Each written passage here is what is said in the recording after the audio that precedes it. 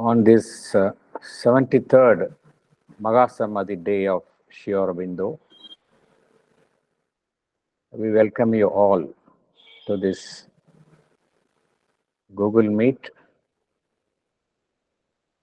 On behalf of Sri Aurobindo Society, Chennai branch, we welcome you all and we extend our warmest welcome to Dr. Alok ji. Dr. Alok ji needs no introduction to us. Not a day passes without listening to his talk. That is a routine for most of us. I thank him for having agreed to be with us and share his musings on this day, auspicious day. I welcome Dr. Alok ji and I hand over this forum to him. Over to you, Dr. Alok ji. Namaste. And first of all, I'm glad you used the word auspicious day because very often I see people turning it into, I don't like to use the word, but a day of mourning. And the mother very clearly said something very powerful. To grieve is an insult to Sri Aurobindo, who is always with us, among us, helping us, guiding us, protecting us, leading us, carrying us through the journey. So I'd like to begin this with a few lines from Savitri, where the secret of the withdrawal of the divine after he has taken a mortal human body is revealed to us. It's revealed at several places, but one of the places very big in the very beginning, page number 5, Dawn, the goddess, comes and then she withdraws. And it is about the divine withdrawing. First, when the divine comes, it lights up into miracles, common shapes, all common, ordinary humanity. It touches and uplifts. Paritranaya Shadunam, as it is said, those who are ready. He also removes all the obstacles that gather in the path as humanity goes through the cycles of evolution, much as in our own life, when a child is born with many possibilities. But as the child goes through life, lot of complications come in. Why? Because there is this mind, some entity called the mind, and lot of complexities come in because the mind and the vital, basically.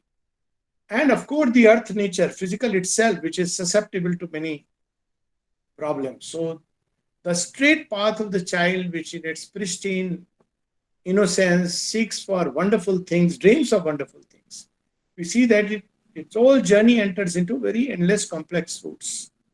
And then through a long passage, if some are lucky, they discover their soul.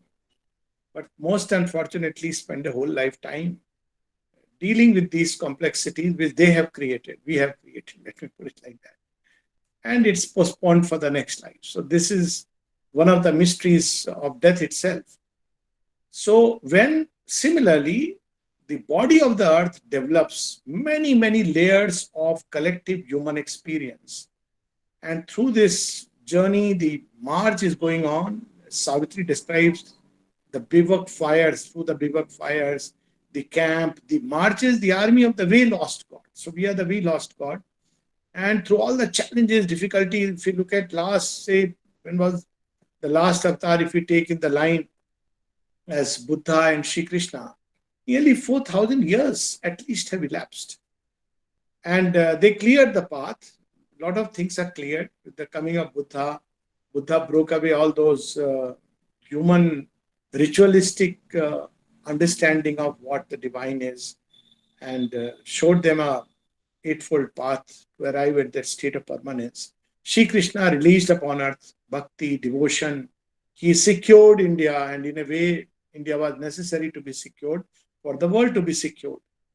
But then again, we see last 1,500 years, 2,000 years, slowly, if you take India as a Yajnavedi, forces that start coming to destroy it. And the time comes when there is once again the night. And that's when Aurobindo comes. So when the avatar comes, he clears the passage, and this passage continues. This clearance helps humanity march for another 2,000, 3,000 years. But if it is just a question of march of humanity, many vibhutis can do this work. We know that even during the dense darkness, there have been two kinds of vibhutis: the heroes who have protected the truth, the right, who have stood up for justice, who have stood up for, in a way, preparing humanity to go through the struggles and challenges. And there have been the saints and sages who have always shown the way towards God. Never has there been on earth a time, as it is said in Indian thought, it's so true. Never ever there has been a time when earth was left abandoned totally. Always there have been saints, sages. So what do? They show the route to God. So they sustain the spiritual thirst in mankind. And so the human journey goes. Yet there comes a time when darkness begins to weigh, or let's say the cycle of time changes, and a way has to be found. One, to go beyond what the saints and sages have taken us, because now something new has to come. Something's yet beyond, a greater beyond, because divine is infinite. And a new chapter has to be written in the history of evolution of life upon earth.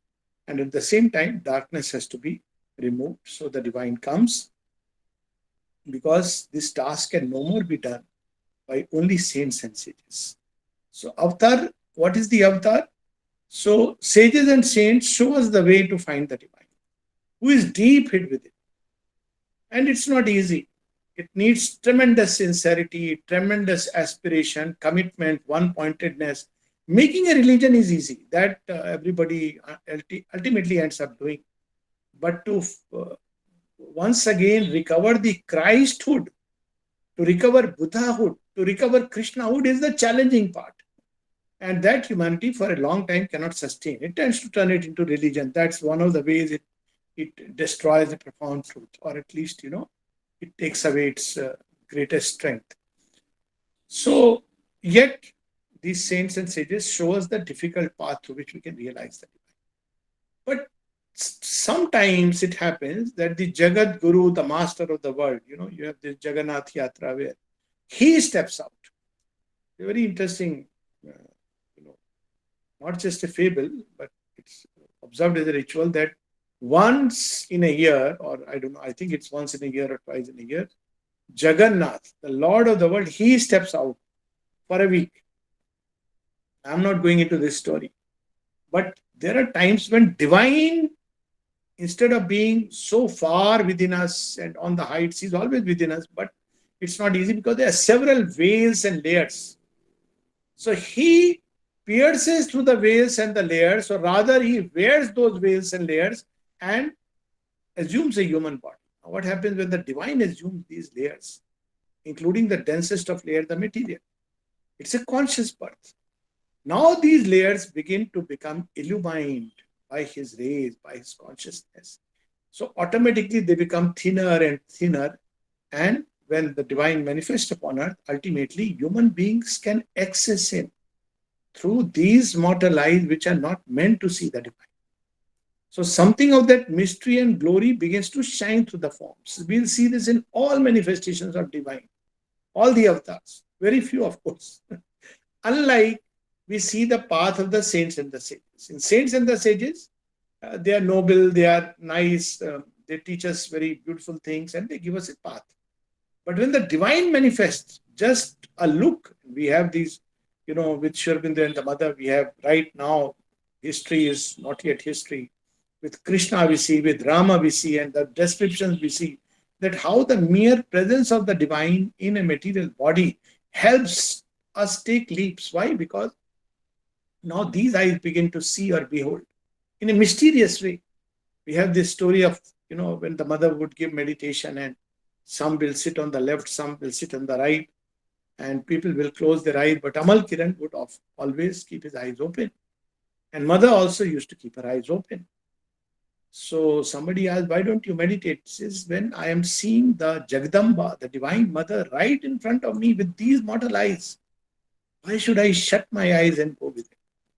And we know these stories. So this shock of the divine coming within the range of our mortal vision and mortal senses, we cannot imagine what it means. It suddenly makes the heart leap, the mind jump across the fences of ignorance. The soul wakes up. It doesn't have to wake up through a slow process. Earth consciousness suddenly wakes up. It's in great joy. In fact, Earth experiences it much earlier than human beings, because Earth does not have those complexities as what we see described in Rama's birth, Krishna's birth, mother's birth. That Earth suddenly becomes aware that, oh, divine is coming. It doesn't use that word, but divine is coming. All nature was at beauty's festival. Human beings are the last to understand, because human beings are too complicated creatures. So, animals, plants, they understand. They feel that divine touch.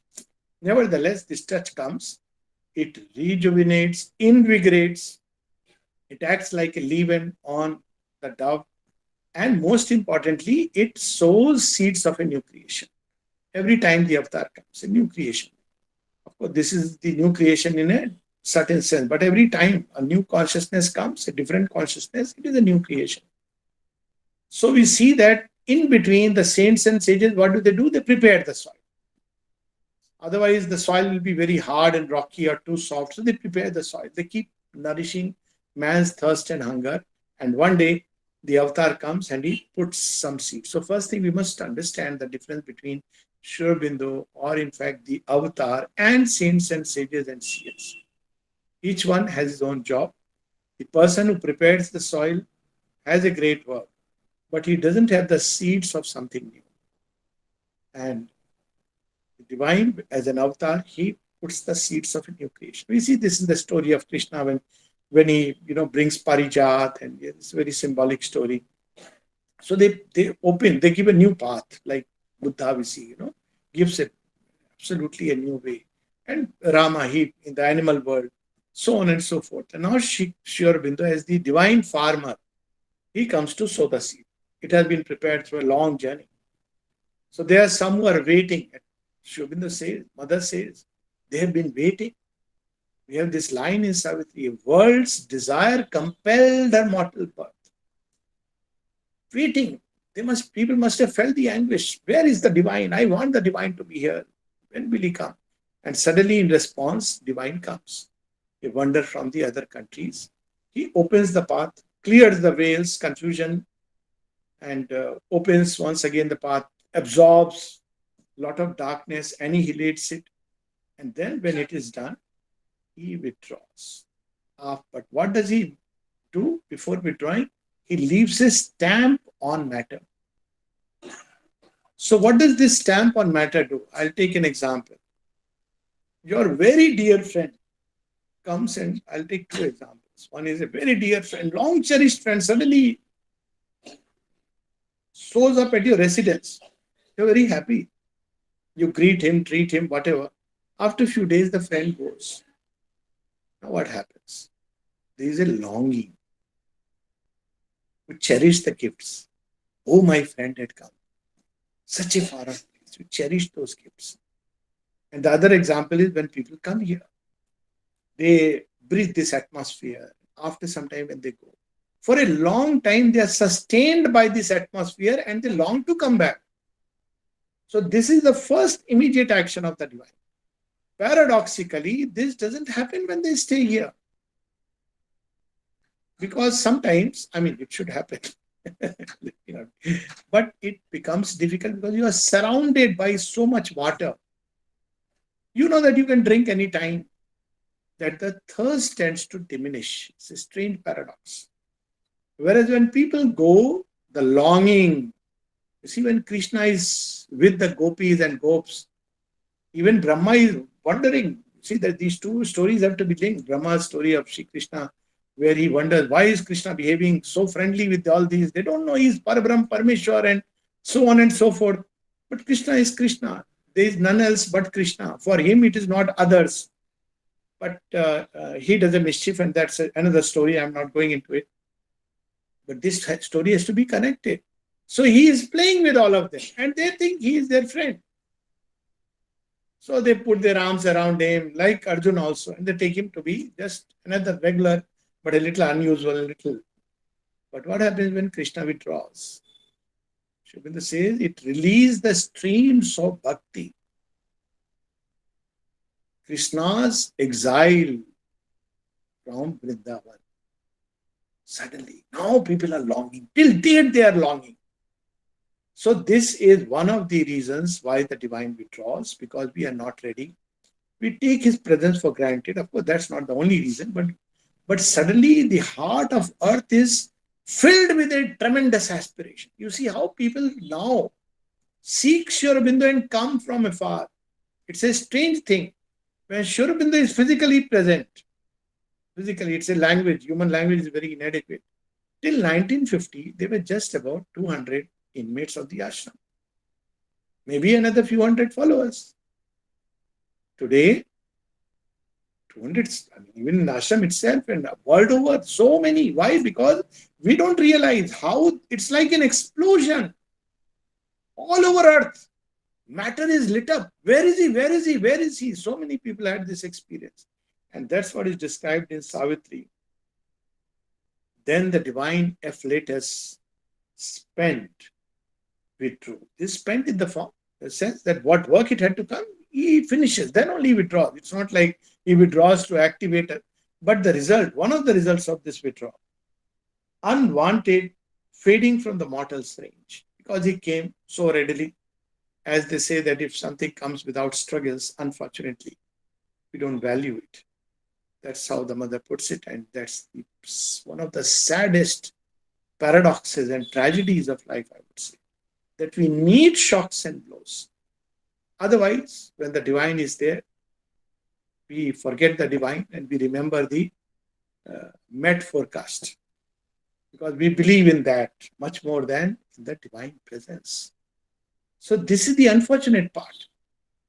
But then, when the divine withdraws, what happens? A sacred yearning lingered in its trace.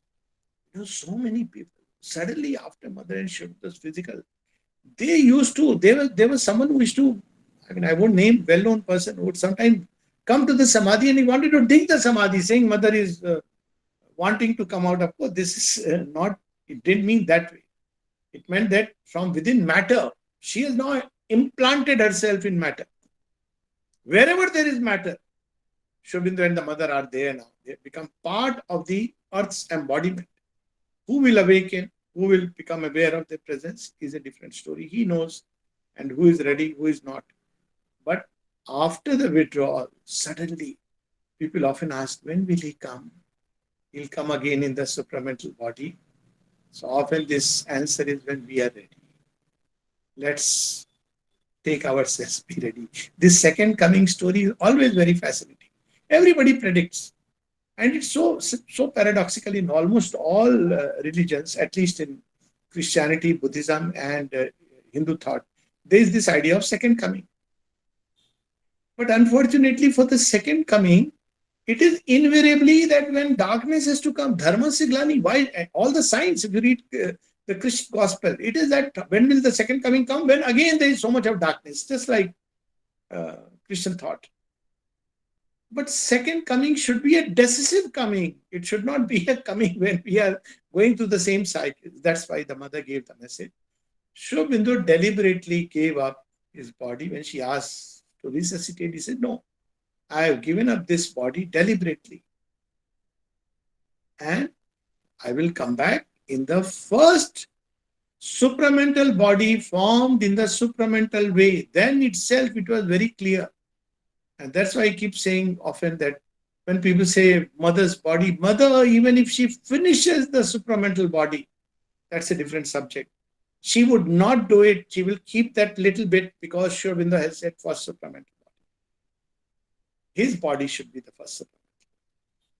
So this is how the divine, when he goes, suddenly there is a say. So that's going to be the decisive coming. That's why in Indian thought we have the last avatar. Why there is the 10th avatar is the last? Because the one cycle of evolutionary journey will be over. After that, the divine, in which way he will come, what he will do is a different story. But at least there will be a leap. The whole evolution till the last avatar is always struggle, battle, fight. That will go away. It will be a progress from freedom to greater freedom, light to greater light, because with the coming of the supramental consciousness upon earth, the mind of light has been formed and is forming in more and more humanity. The mind of light will ensure it will no more be a journey through ignorance. So what does the mind of light do? Since we have mentioned about it, it may trigger certain questions. Very simple. Right now, mind is blind. So it's like a blind person who is walking on the road and falls. Now, when this is the mind of light, it's not that one will not fall because vital may go one's own way, but the mind will caution. When you fall, the mind will know you have fallen and the mind will help you to come out and tell you, it will keep reorienting. Look here, goal is there. This is the path. It won't be a blind man's buff, a hide and seek, which is a big change. It doesn't mean there'll be no problem, no challenges. It means that the journey will be now from light to greater light, from freedom to greater freedom. So this is how from truth to greater truth, not from falso asudoma sadkamya, tamsoma jyotirkamya, mrityor mamritam gamya. That will be replaced by lesser to greater truth. So what he sows the seed of aspiration. This is the story of Parijat. Mother has literally named it aspiration. A sacred yearning lingered in its trees. The worship of a presence and a power. Suddenly we become aware of the Divine Mother, Sri Aurobindo within. When earlier days, this has been different people's experience. Mine also, when I met someone, and I heard people who have been physically present during the mother's time, they would often say, when mother was here, when mother was here. And I would tell them that, sir, please don't say like that. I mean, for us, he has always been there. No, there is a difference. I don't know what difference you mean. Definitely there must have been a difference. But don't say was. You can say that there is a difference. But you have never felt that mother is not there. And all who are coming now are very fortunate. So they used to, I've heard people say, Ravindraji, I've heard someone who is still alive, so I won't name the person. He said, you people are very fortunate. Why? Because you didn't have to go through this human complication. Is she human? Is she divine? We connected with her very humanly for a human difficulty. Mother, dining room, I need this extra thing. Mother, this is the problem in my room. Mother, this is the problem in my relationship. Sometimes big problems, small problems. And a mother to her wants, a friend in our need and difficulties. She would keep giving us. But suddenly, when we don't see her physically, then we, even for these things, connect with her within. Because we never had a second option. And that's beauty and wonder. So that's the sacred yearning which lingers in its trace, the worship of a presence and a power too perfect to be held by death-bound hearts. So death-bound hearts ultimately, oh, this form will also go away, degenerate. Mother says, all around are collective suggestions of death. Nothing will stay. Oh, supermind, it is a myth. I don't know. People have asked such questions. I don't know. You are saying such things. Nobody has said this before. And even now we see. That's why Shubinda said, God shall grow up while the blind men talk and sleep, and belief shall be not till the work is done. So death bound hearts. And then finally, the prescience of a marvelous birth to come. So one reason is that divine's departure, Shubindo's departure, suddenly has awakened in the earth a new aspiration. And I'm telling you, there is a proof for it. You see, 50 years back, maybe 100 years back, but 50 years back.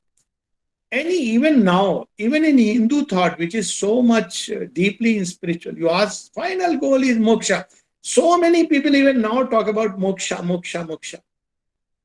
But now there are youngsters who say, no, this world must become a better place. A lot of people are turning atheist because they don't accept moksha as a very beautiful ending to a story with so much of struggle.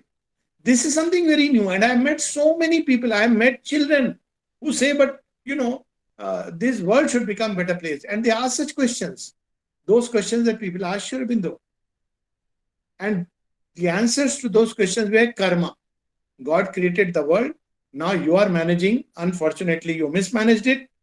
So you have to have the consequences. Even when you talk about Advait, God within, still your karmas. But for a change, the divine comes and bears the burden of man's karma. I've told this story several times. Maharaja Baroda. That everybody picks up the, and puts the basket bundle back on the old woman's head. But a Maharaja should do something else. Ensure that she never has to lift up this weight. So divine's presence on matter frees it of the karma. What karma? The collective karma of mankind, which is stamped upon it, because of which mankind keeps turning in that group. See what happened? First World War, Second World War. Now, what happened after Second World War? Ideally, humanity should have gravitated down like this. So much hatred, jealousy, fear. But you see what happened? From 60s, certainly there are flowered children springing up, new hope, people are wanting. It's a paradox. People don't understand, see it. But it has happened. Look at what happened 1947 within India. After almost, at least few hundred years of slavery, India becomes free. And it has been said that, well, India and Indians, no way. Better not to make them independent because they will never be able to manage and govern themselves. People may give credit to politicians. Let's understand that really it was an impossibility. And we made so many blunders. And in spite of that, look at 75 years. What is this magic? How can so many generations and 1,000 years of spirit of slavery, though to an extent it is still there, but still it is rising, and the confidence which has come up. So the divine comes and washes stains from this chadar, this sheet, material sheet, because of which humanity turns in fixed groups. So it washes the collective karma. And fortunately, for the lucky, privileged ones, the mother says, the karma of those who have opened and turned towards them. The spirit of service. Mother says grace can completely annul karma. Divine is the embodiment of grace, not of justice. Paritranaya sadhunam vinashaya dushkritam is not about justice, it's about grace. And that grace, how does it do paritranaya sadhunam? Vinashaya, what does it destroy? It destroys the vrittis, the pravrittis. Otherwise, destroying a body of course, bodies also, but real thing is the vrittis. If they are not destroyed, the hubs of evil, then it doesn't take time to throw up another Hitler. Mankind will support it. But now, people are so conscious, careful. Oh, something like this should come. Why? Even those who have never faced it. Because he has cleaned. And those individuals who have turned to him, they redeem. That's why Mother says in one of her, the story of Bible, redemption by the grace. Incidentally, all avatars say this. It is not only Christ who says, I am the goal and the way, and those who have faith, he has wiped off, their blood or that sins. Krishna says the same thing. He says, Sarva dharman parityajya mamekam sharanam braja aham tva sarva papebhyo mokshishami mashucha. He also says, I am the door and I am the way. He also says, I will free you from all error and sin. Both are right. And Aurobindo is right. But in between, mankind has committed new things. So Aurobindo is required to cleanse this interim between Christ, Shri Krishna, then Christ came. Then of course we have Aurobindo. Mankind has done things, so there is a lot more stain. So Mother's grace that washes away. So this is the second action of the avatar. And then this beautiful line, the prescience of a marvelous birth to come. Aurobindo, that's why Mother says Aurobindo is the future. He does not belong to history. Why he does not belong to history? People know, no. We see saints. She is saying he does not belong to history means you can't explain Aurobindo on the basis of all that has gone before him. All the saints, sages, realizations, all respectable, honorable people, one side. You cannot explain. He is from the future. That's why there is a new aspiration now. So he does not belong to history. You can't say that there is one more. In the history is natural progression. Suddenly there is, you can logically explain the sequence of events. You can't. Aurobindo is a breakaway from history, if anything. Look at the world after 1950. It is a breakaway world. Look at the world 2000 years before 1950. And look at the world as Shukumarji just mentioned, 73 years after 1950. New aspiration, a mass collective awakening of mankind to the truths of Sanatana Dharma, to the great truths that you find utterances here and there. Mankind is awake, and to a new aspiration that matter must be transformed, matter must be changed. This life here must become beautiful, must become perfect. So, Aurobindo is the prescience. Prescience is foreknowledge. He came to give us what the new being will be like. People often have debates, seminars. What will the supramental race be like? I tell them, read the life of Mother and Aurobindo. You will have some idea. If you mentalize, you will create a caricature. Aurobindo is the future. And then she says something very beautiful. Aurobindo belongs to the future. Then she says Aurobindo is the future. Marching, moving towards its own realization. So if he is already the future, where is he moving? So he is the future in the sense he has shown us the new possibility in his own body. It's a whole story about his life. One has to say, what are the possibilities that Mother and Aurobindo have shown? Whether it be in terms of healing, in terms of, human dealings with plant, with animals, where we just take them as stories. It's a new way of dealing with the earth. The Mother, the way she has dealt with plants, the way she has dealt with material nature, forces of nature. We see some stray hints here and there in the way back in some Vedic literature, stray hints of some individuals. But in human relationships, read that story toward the future and you will understand what people should do when they go through. Otherwise, the standard answer was karma. Your karma. Suffer your karma. It makes no sense because you don't know, first of all, which karma. So the divine opens this new possibility. And when we look at Mother and Aurobindo, their own life, we will understand what the new future will be like. And still it is moving towards its own realization, meaning thereby, one is the example before us. Their influence, which remains always. Whenever people would say about coming to Pondicherry, the ashram, Pondicherry people can come for various reasons. They can come for wine and they can come for divine. So some create a heady mixture of the two, dangerous mixture. Wine is not only this wine we drink, but wine of money, wine of all the that which makes us unconscious. But the divine wine, which is something so beautiful. So you would say to come to the place of central influence. They didn't say, because if you meet me, it will be very good. Interesting, right from beginning, the place of central influence. That's why people come to the Samadhi. So example, influence, words they have left for us for few generations. Somebody just now before we started saying, if we can read, practice, yes, we understand even before that. If we can just read Mother and Aurobindo, it's a lifetime of sadhana. One has done. What a legacy he has left for us, for the preparation, for the passage. And then, yet, it is not yet realized in all of us. So, moving towards its own realization. What is the future? Future is the collective transformation of life. It's not individuals here and there.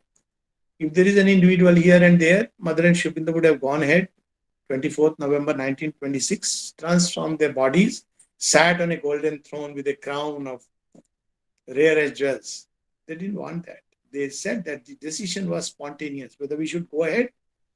Well, after 24th November 1926, the plane of gods, the overmind lid was ready. It had opened now. Aurobindo and the mother could have gone ahead with their individual transformation. The mother says, we had a choice whether we should go ahead or we take humanity along. And then she said, and the choice was spontaneous. They didn't have to mentally think about it, whether we should.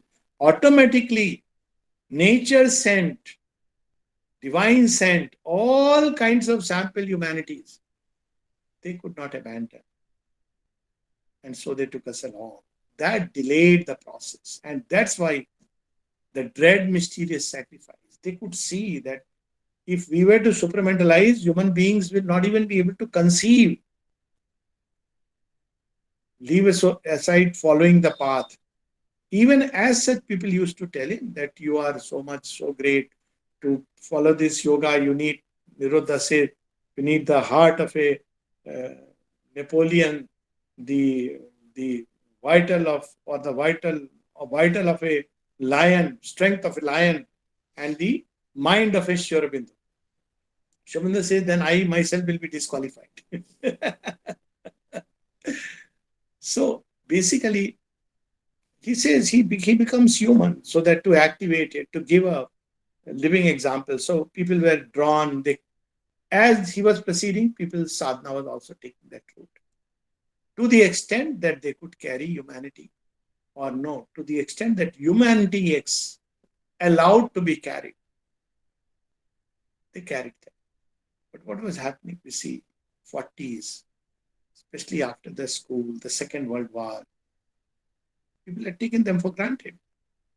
Oh, mother is there, Aurobindo is there. For most material needs, I know people who have been that time, they were telling once, somebody was sharing that we were so foolish.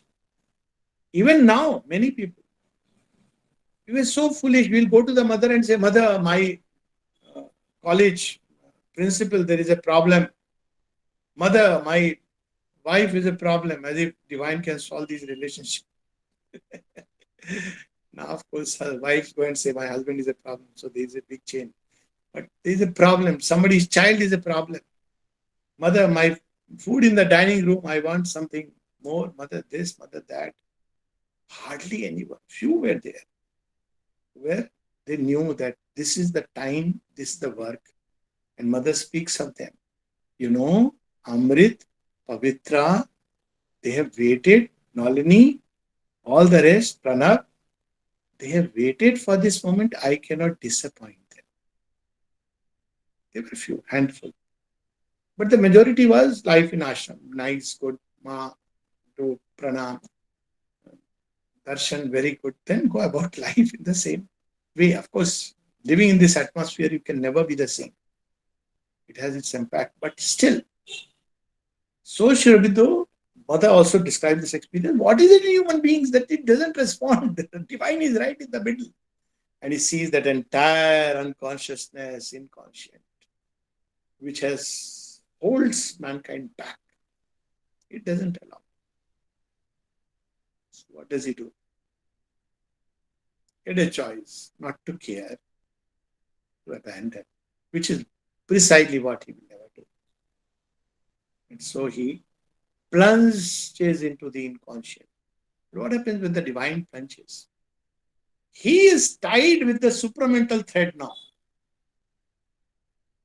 So as he plunges into the inconscient, the supramental consciousness linked to his body starts entering. When he reaches the other end, he fixes. So the bridge is built. But for that, he had to plunge into the inconscious, which meant taking upon himself all the deadliest possibilities. That's why when Nirodha asked him, that I have seen you cure others thousands of times with your force. I hope you are applying your force to cure yourself. He said, no, I can't explain. You won't understand. And still, it is no death. He remains conscious even half an hour before. And people were so foolish that they said, coma. Aurobindo was never, he was conscious. Even 2nd December, the entire people have gone around him. 24th November, this is Darshan. Yes, he was going through these dips and highs because he was, he was plunging into the inconscious as a supreme strategic sacrifice. And as he was doing, the supramental force was coming down because it was connected to his body. So as he was doing it, and then we see that even on 4th December, he was in a state of trance. Yogis are known to do that. Time to time he would withdraw. That's why mother said, he has chosen to withdraw. He is withdrawing from his body. But then what a withdrawal. He would suddenly come back. Nirod, give me some water. Half an hour. Food. Nirod brings water. Nirodha describes, so often I wish he would now call me again. Nirod, give me some water. Krishna's story. This story is very interesting. It's about all of us. What is that water? See it as love, which can tie you to me. I have done my best to tie myself to you. It is service. It doesn't need water. Through service, through love, we can link ourselves to Aurobindo. And then he calls Champaklal, gives him his embrace. And then he withdraws. What is this? Supreme strategic sacrifice. And as he withdraws, the supramental consciousness that he had brought with him, that was descending into his body, suddenly the gross frame is unable to take it in. And yet, we see that though, because of his entry into the total inconscient, we see that there are all outer signs of death, but not the manifestations of death. Strange paradox. It's like a partial victory over material death. Victory over death they had achieved much earlier. That's a different subject. What is victory over death? It's several stages to become conscious of your soul. You're a victor over death. When you can withdraw yourself consciously, Ikshamrityu is a victory over death. Aurobindo obviously had those already. when you are immune to all other kinds of disintegration forces, except when you, like he took within himself, poisoning accidents. That is also a victory over death. And when you discover the infinite, it's a victory over death. In fact, that's a victory over death and birth both. Aurobindo is not just life beyond death, Aurobindo is beyond life and death. So these victories, it's like child play. Mother says it was so easy for us in our immortal consciousness of immortality to merge and come out. Long back, but partial victory over physical death, wherein the body substance was a glow with the light. Now people say that yes, there have been some rare instances of saints who died in every which way, but the body has been preserved.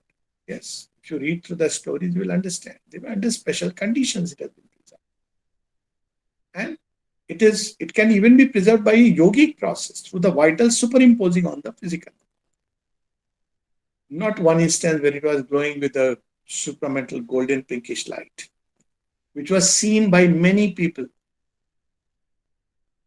can sometimes see it if you look at the picture carefully, but slowly it began to withdraw. But in the beginning, people saw it, and Mother made some people see it. Dr. Sanyal, for instance, he recounts it. It's the first time we see that, as if covered in a mantle, tens of thousands of people passing by. No artificial preserving methods. In Pondicherry, even December is quite humid and warm enough for Pondicherry. And for 5 days, it doesn't show signs of death. 4 days, 100 hours, and then slowly it begins to show the signs. And Mother says, now we'll prepare to enter him in the Samadhi. So it becomes Aurobindo is the future moving towards its own realization. Then Mother says it was a supreme strategic sacrifice to hasten the collective realization that we have already spoken of. It hastens. How does it hasten? It hastens by awakening aspiration. It hastens by making it easier for matter to follow the movement of the universal movement toward the new creation. It hastens by wiping off the collective karma of mankind. It hastens because he is now working from behind. Much more easier and more powerful action. That's what the Mother said in 72 when a disciple asked. He says his action has become much more powerful because he is now universal everywhere simultaneously. But then in the physical, the working was specifically on matter. That's what he had come to do. And because he's working on matter, you have to be tied there. Partially, as Shobna says, the Mother is above, and partially she is here. But the moment you withdraw from the body, his action is far more powerful. You can receive an instant response. You can be anywhere in the world. And there are countless stories to that effect, which we need not go into. There's so many, and it's not about testimonials. It's people are experiencing. That's why new people come. They join, they progress, they understand in their own way. In Hindi, there is a term, rodakte pudakte, stumblingly, fumblingly. People are moving. But something sustains. So, in so many ways, he prepares by showing us the promise. It can be done, and the time has come to do it. He awakens in man's heart the faith toward the future. Often I wonder, before Aurobindo, what was the choice? Choice is between either a life of material, what shall I say? Even ignorance sounds very high qualified. Who can live only for believing only in matter as a reality? Any sensible person would think it's better to probably, call it quits. What is there if there is no divine? The other choice was moksha nirvana. Extremely selfish choice. This was the choice. Where is hope between the two? At least not for mankind, maybe for individuals. But now at least those who have a heart wide enough to embrace mankind, now we can say, yes, there is hope. Hope not just for me and you, but for earth, for humanity.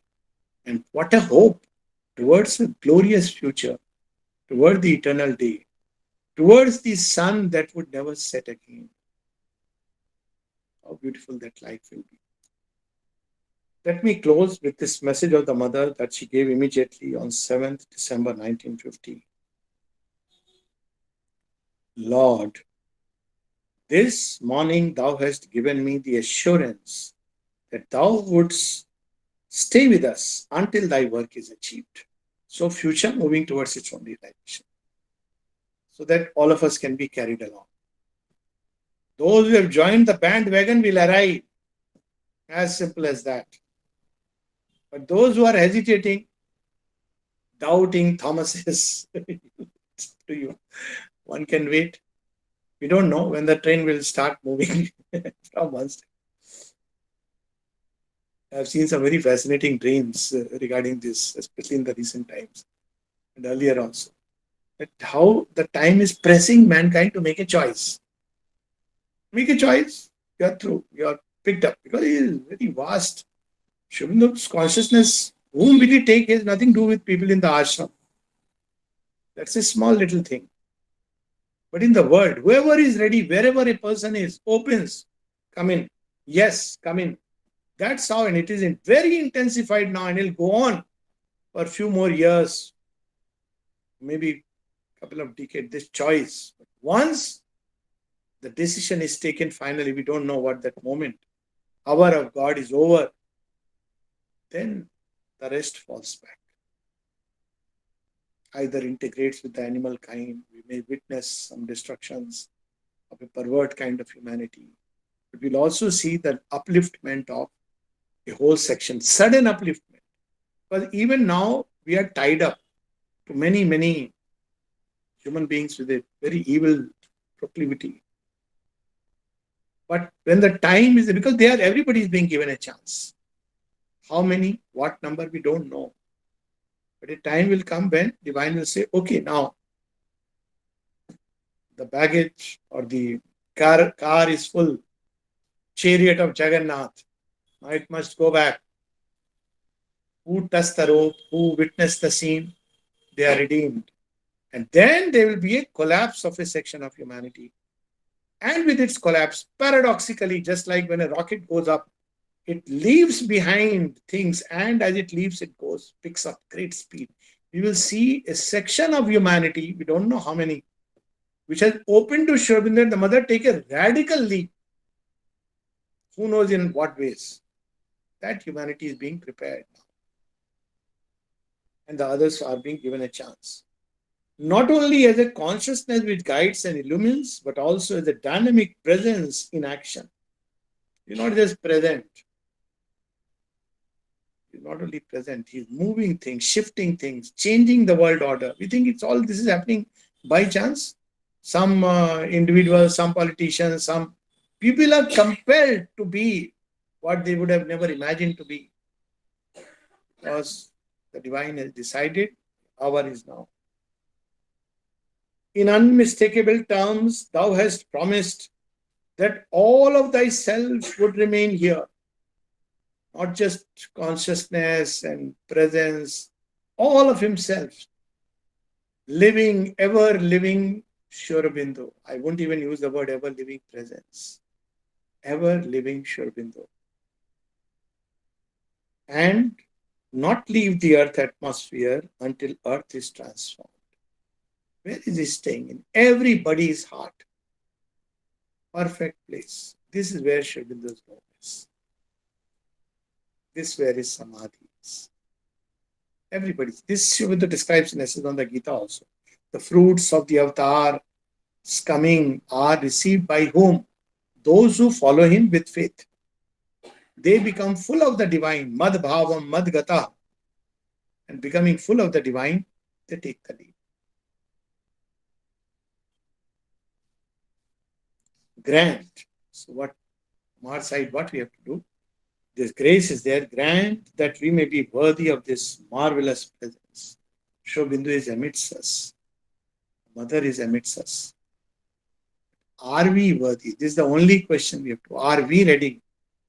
Grant that we may be worthy of this marvelous presence, and that henceforth everything in us be concentrated on the one will to be more and more perfectly consecrated to the fulfillment of thy sublime. What does it mean to be worthy? It's not that, oh, I am a very moralistic man, I am very worthy. Divine cares to hoots the moral values. What is it to be worthy? A moral man very often is hardly thinking of the divine. He's very proud of his morality. A very fine person, hiding all the muck inside. If, if a person full of vices still has a chance, he will say, I know, I seek your grace. Virtuous man, very difficult to convert. Mother speaks of all that. So, what makes us worthy? One pointed will, sincere aspiration. I want this. What we want says everything in us be concentrated on the one will. What should be the will? Oh, I must become supramental. No, I must become divine body, first body. No, all this is ego, ambition, aggrandizement. So, what we must be concentrated on? Perfectly consecrated to the fulfillment of thy sublime work. Only because it is the work of the divine that it must be done, as a service of the divine, in whatever way to be connected to the divine, to Aurobindo and the mother, to serve them, in whatever way, it doesn't matter. All these ideas, service is only here and there. All service is a spirit. One may be in the ashram and not serve because the spirit is not there. So many examples. Mother at one point even says, the spirit of service has passed away from this place. Service is spirit. Wherever we are, from today, from this moment, from tomorrow, whenever we wake up, let's live each day as if we are serving Aurobindo. When we cook, let it be the dining room. This is a sample, laboratory, where he has shown this has to be replicated in life. When we meet with people, Aurobindo is there. He is watching over us. I'm getting angry. I'm quarreling. Is this what is worthy of being Aurobindo and the mother's child? So when we live life like that, then it is service of the mother and Aurobindo. By serving them, we serve truth. By serving them, we hasten the advent of the divine love upon them. Ma.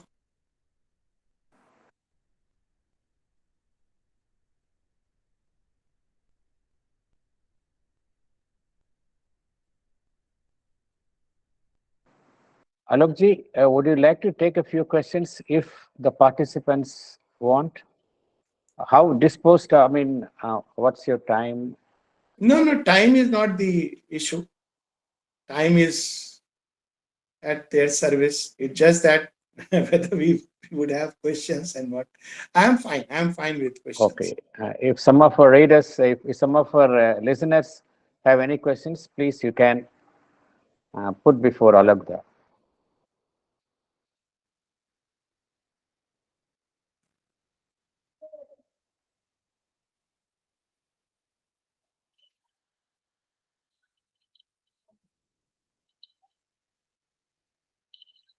I think we should quietly meditate.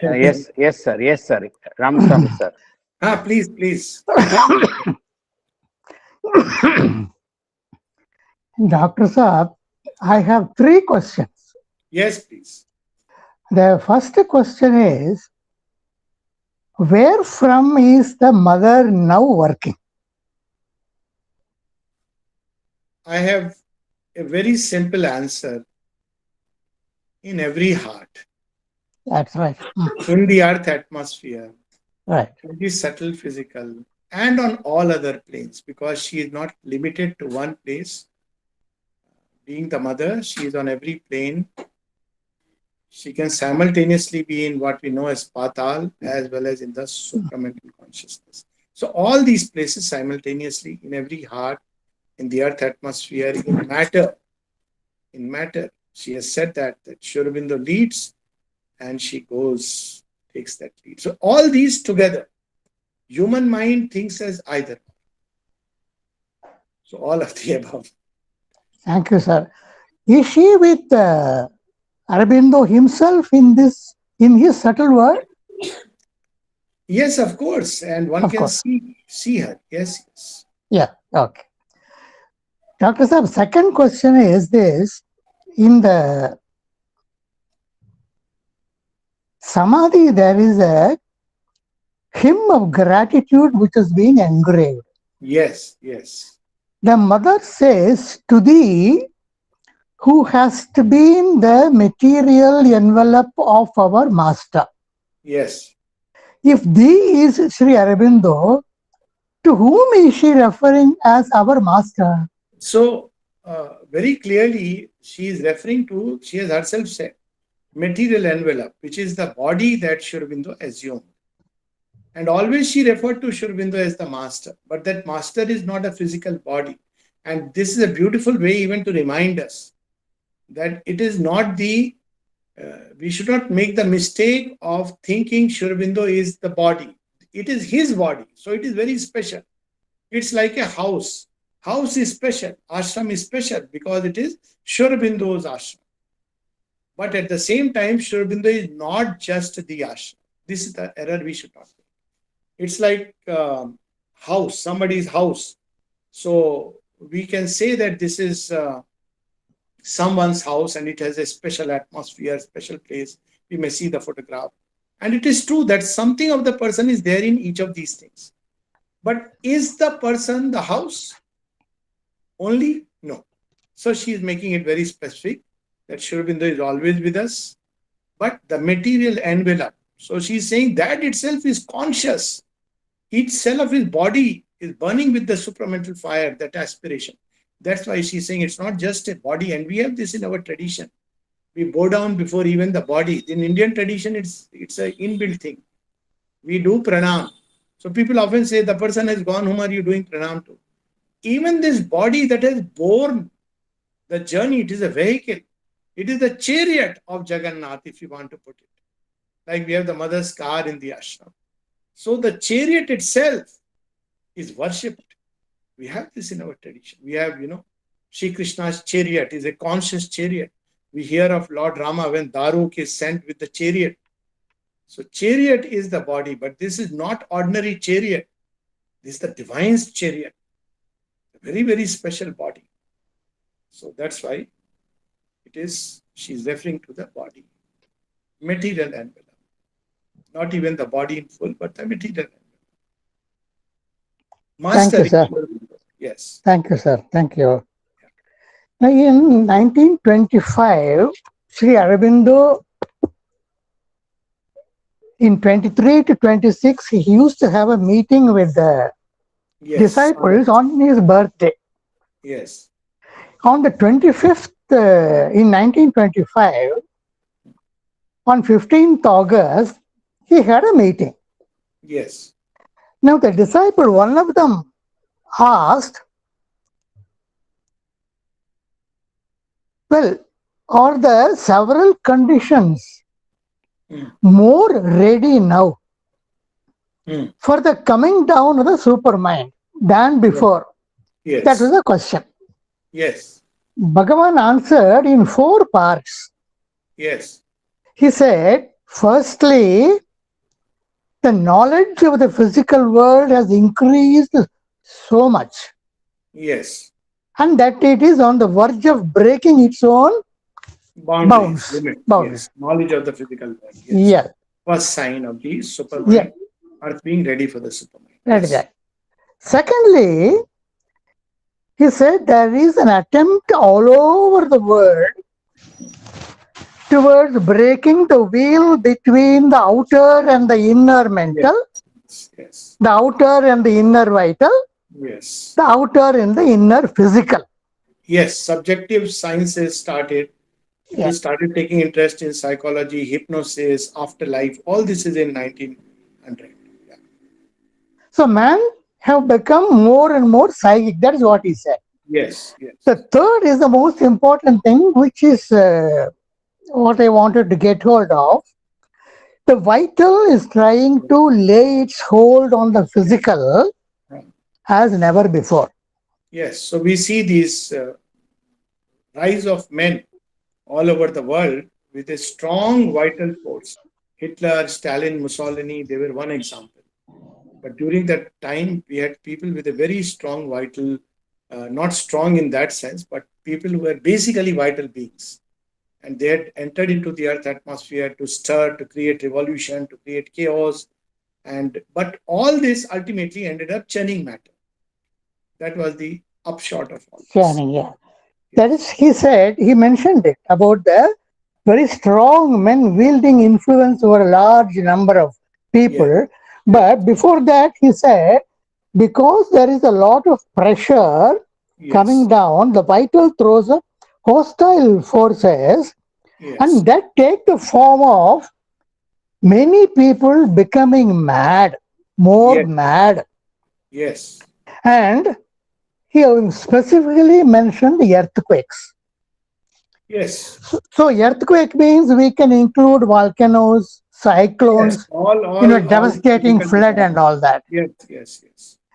Now, what when mother came on the 1920 on 24th November Yes. 1920, there is a Yes. big cyclone, and she moved into Sri Yes. Aurobindo's bungalow in the cyclone. True. True. Now, there have been many cyclones, and presently we are reading that the African continent is getting divided into two because of volcanic activity from the core of the earth. We Well, read if you all can that. shorten the question, because otherwise, this will be a whole. Yeah, Yeah, if you can yeah, tell us the question. Yes, these signs are mentioned. yeah. So, is there a When specific these signs, question? these earthquakes and these cyclones, Yes. do Yes. they indicate that a truth is going to descend? It's No. there predicted, even the Bhavishya Purana speaks of that. Because it is the same action applied upon matter as well as on material nature. So upheavals, it is there in the Bhavishya Purana that material nature will act in a chaotic way because it's a Okay. churning of matter. Yes. Okay. It will happen. So Yeah. these Yeah. can be regarded as sign of a great Yeah. truth trying to descend. Yes. Yes. Okay. Shrivindu Okay. himself spoke about Himself then. Thank you, sir. Thank you very it. much. Okay. Thank you. Okay. Thank you so much. Thank Okay. So I think we can close here. I'll probably like to read. We can have a question answer session one day because it's such a Yeah, yeah, special sure, day. sure. And Thank I you. can read this. I would like to close with this. Beautifully, it has been mentioned the inscription on the Samadhi. So, what should be our response of gratitude? 9th December 1950. To thee, who hast been the material envelope of a master, to thee, our infinite gratitude before thee, who has done so much for us, who has worked, struggled, suffered, hoped, endured so much. Before thee, who hast willed all, attempted all, prepared, achieved all for us. Before thee, we bow down and implore that we may never forget, even for a moment, all we owe to thee. Thank you, Dr. Alokji. Let's all consecrate ourselves to the divine work and be worthy of the Mother and Sri Aurobindo's grace. And we'll close this meeting with a short Sunil Das music. Yes, Just kindly stay with us. yes.